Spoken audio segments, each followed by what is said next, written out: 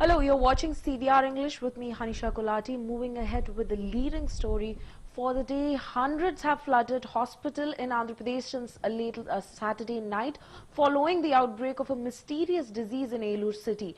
While the mystery disease has baffled health experts, a preliminary analysis of test reports have established the role of chemical substances found in pesticides in the infection that left one dead. Multiple teams of experts from premier scientific institutions of the country who are on the job to determine the exact cause of the disease in Eluru city of Andhra Pradesh are probing the role of organochlorine substances in the infection in Eluru. Organochlorine pesticides are chlorinated hydrocarbons used in agriculture and mosquito control. The compounds include DDT, that is widely used in anti-mosquito fogging.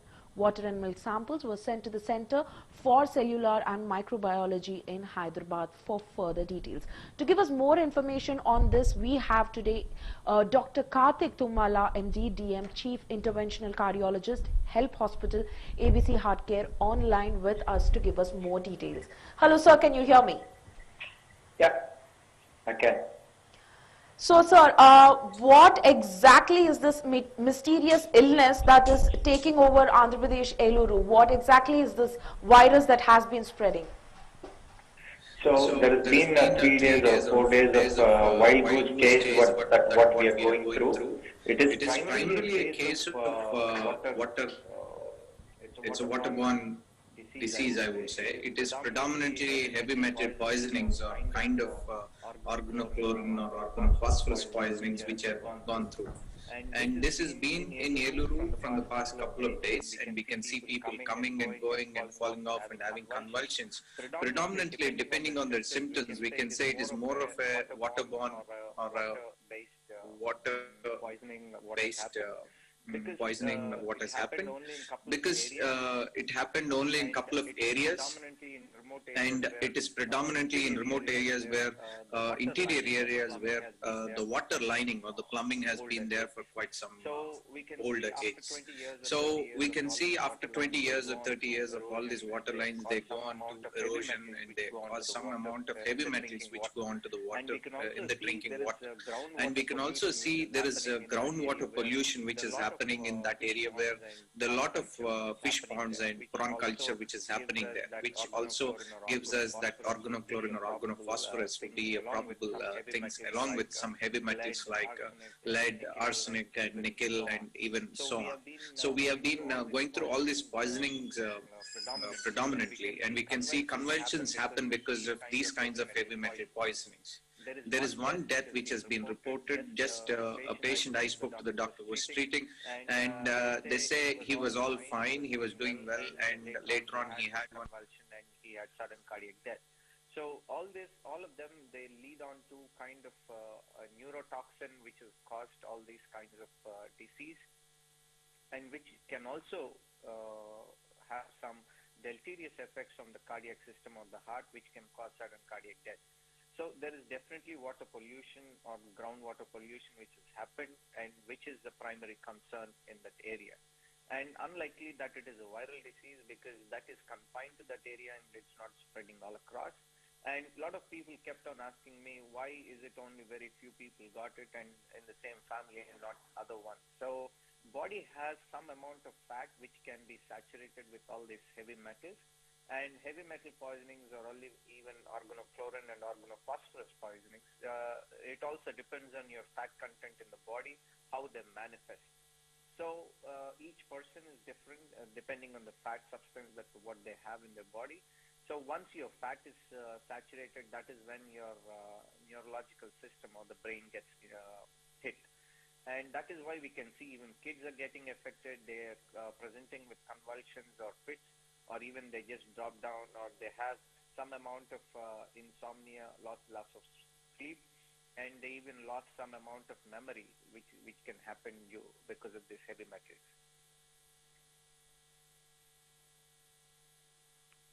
Hello?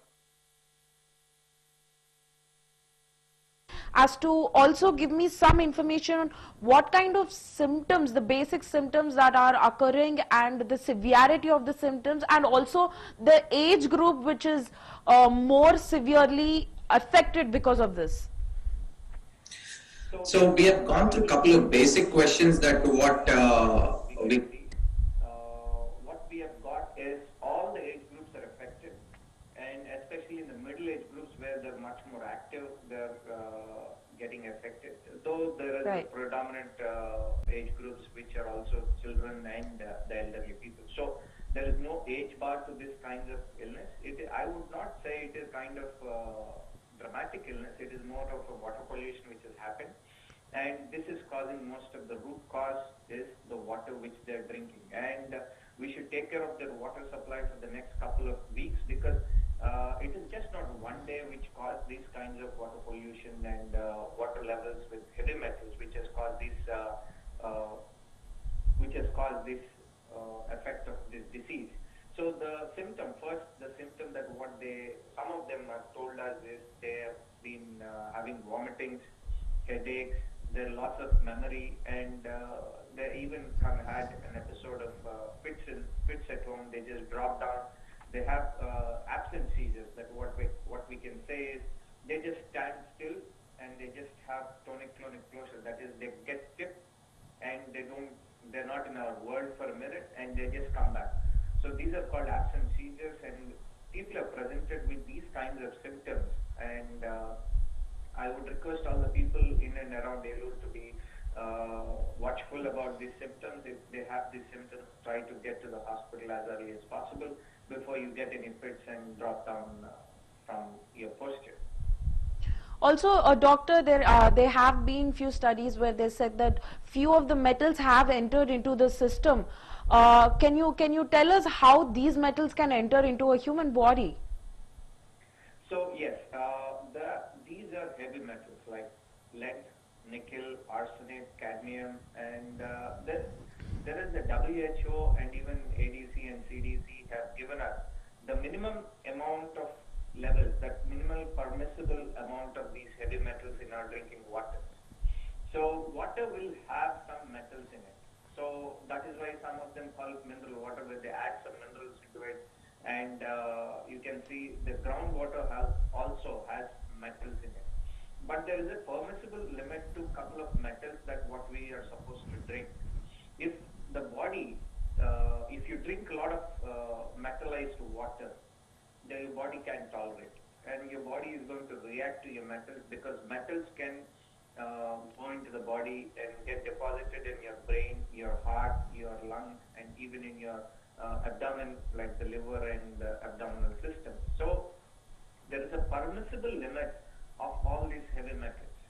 They are like, if you can take like arsenic, it's something like 5 microns per liter. And if you look at, I would say arsenic is around 25 microns per liter, and even lead is around 15 microns per liter. So each metal has its own limit, like a minimal permissible limit for the drinking water. So what happens if they go up the parts per million? So some of them call it like micrograms per liter. Some of them even call it like parts per million. So if there is a limit to it, if the water has more of this lead, arsenic, cadmium, or whatever is permissible, they're going to cause some problem to your body. So each sample of water that you drink on an average will minimum have basic minerals into it, like calcium, even phosphorus, potassium. Like you will have metals. If they are at higher levels, which is not permissible to the body, you're going to get into trouble. So as I told you, this has happened in Eluru because of ground pollution and water pollution, which has happened over a period of time. And body was able to tolerate to some extent, and if you exceed that limit, you're going to get some problems like neurological system problems, and even heart problems, and even abdominal problems. So how they drink and what is the quality of water that they drink is what matters. Right, doctor. So what is the solution currently the doctors are looking into right now? What is it that they are doing that is helping people right now from losing not increasing the death rate? What is the treatment right now for it? So we have one death so far reported. As I told you, we had a couple of discussions on that death that what activity, and he probably had sudden cardiac death because of depositions in the heart. So how can we prevent? As I told you, the people of Eluru should be cautious enough. If they have any kind of symptoms, they're supposed to go to the hospital. We have a couple of chelation therapies for these heavy metals, but we have to prove that there are heavy metals. Whatever we have spoken is only postulated, unlikely to be the probability of the cause of this disease. And we need some confirmations from the samples what have been taken to All India Institute and even CCIM Hyderabad. And then how are we going to deal with it is we have to provide them good quality water and quality milk and food that will prevent these kinds of diseases to go on. We have seen a couple of people who have went back home after good hydration and good therapy for their seizure activity and fits. They have come back after 2 days because they're feeling the same kind of symptoms. So this can recur because they've gone to the same area and drinking the same kind of water. Because assessing the water quality will take some time because all heavy metals can just be done in a couple of days or things like that with, of the lack of technologies that we have here. For quantification of these kinds of heavy metals need some more bigger equipment like what we have in CCI in Hyderabad and even Delhi. So we are yet to receive these kinds of inputs, and there could be even traces of uranium or even kind of some rare metals which we have not seen so far. So we are still yet to get these kinds of heavy metal qualification and quantification of the water. So it has to be done. And for the government to do, we have advised them to move a couple of areas outside the place what they have gone through, and the epidemic of that area, epicenter, I would call them, and move them to a shelter area. They can recoup for the next couple of weeks, and they can do better with good quality water and good quality food that the government can provide. Doctor, can you tell us one brief information here, coming back to the virus? Does the virus have any kind of gestation period before people start to get these symptoms, or it is an immediate effect?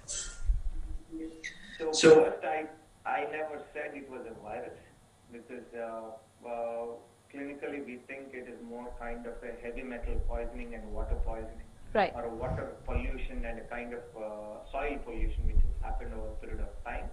And now it has got to a threshold that it is causing a lot of human problems, first. Second, why is it happening only in Eluru? Because there are lots of fish ponds and lots of prawn culture which has been happening in that area for quite some time. And they also use this organochlorine and organophosphorus and kind of heavy metals in that area. And why it started in that interior or the epicenter place is probably because of the old plumbing that what they have been using for a couple of decades, I would say. And why is it not spreading all across is because the whole of Eluru is probably around 4 to 5 lakhs of population, but you just had around 4 to 500 patients. And a couple of them are from the same area and predominantly from a smaller epicenter of the area. So we can see that it's more confined. It is not a virus which is causing it, unlikely to be a virus because if it would have been virus, patients would have had fever, and most of them, 95% of them never had fever. So it is unlikely to be infectious origin like a bacteria or a virus because a virus or a bacteria would definitely cause body inflammation and even fever to start off with. So unlikely to be bacterial contamination, and viral contamination is more likely to be a heavy metal contamination or kind of organophosphorus or chlorine poisoning part of it. Also, doctor, are we seeing any long-term effects for people who have already been contaminated because of this? Yes, definitely. I think we're going to see a long-term issues with their memory recovery, a long-term memory or even a short-term memory. Right. So it is going to be there for some time. They need some rejuvenation time.